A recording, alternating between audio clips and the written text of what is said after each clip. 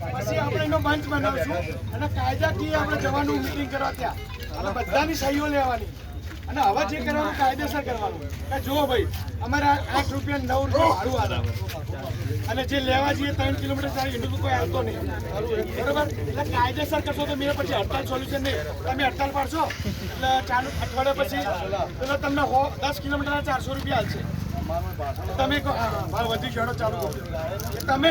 આપણે લાભુભાઈ આપણે legally RTO પછી ગાંધીનગર લાઈવ વાહન વ્યવહાર પરિવહનમાં આપણે આપવા જઈશું એ જે આપણને એ ટાઈમ આપશે સરકાર આપણે સરકારના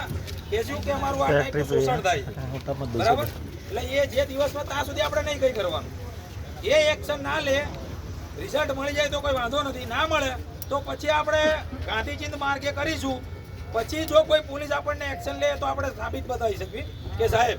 અમે આ જગ્યાએ આપ્યું હતું અને અમારું કોઈ સોલ્યુશન નથી આવ્યું તો તમે જેલ ભરો આંદોલન કરો પછી મને રાજુભાઈ ને લઈ જાય લાભુભાઈ લઈ જાય અમે 100 જણા તૈયાર છીએ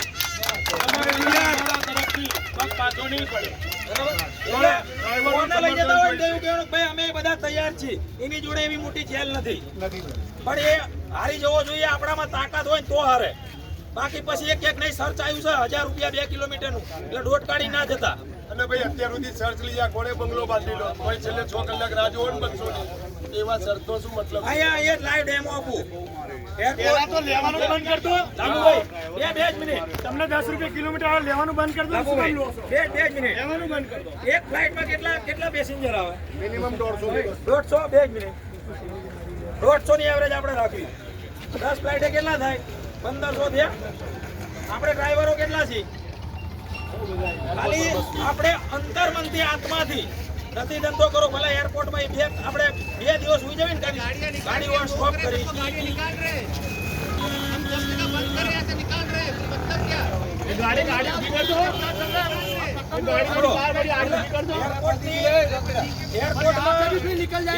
થઈ જાય ને એટલે એ અદાણીના હાથમાં છે અને અદાણી ક્યાં જાય ચેક મારે ખબર છે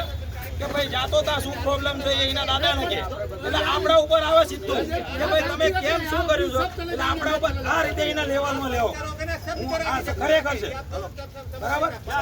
અંદર આવી જા જો આ રીતે ખાલી કરશું ને તો ઓલા અદાણી ડાયરેક્ટ ગુજરાત ઓલા મુખ્યમંત્રીને ફોન કરશે કે ભાઈ એરપોર્ટ ઉપર શું માહોલ છે એટલે સીધા પોલીસ આવશે એટલે આપણે કઈ કરવાનું નહીં સાહેબ અમે શાંતિથી પાર્કિંગમાં બેઠા છીએ જે બી કરો શાંતિથી કરવાનું અમારે કોઈ વસ્તુ નથી એમાં નથી ટ્રીપ લેવી બસ બેઠા છીએ 8 રૂપિયા સાહેબ શું કમાવી એટલે એ પીઆઈ કે આઈપીએસ આવશે એ જોશે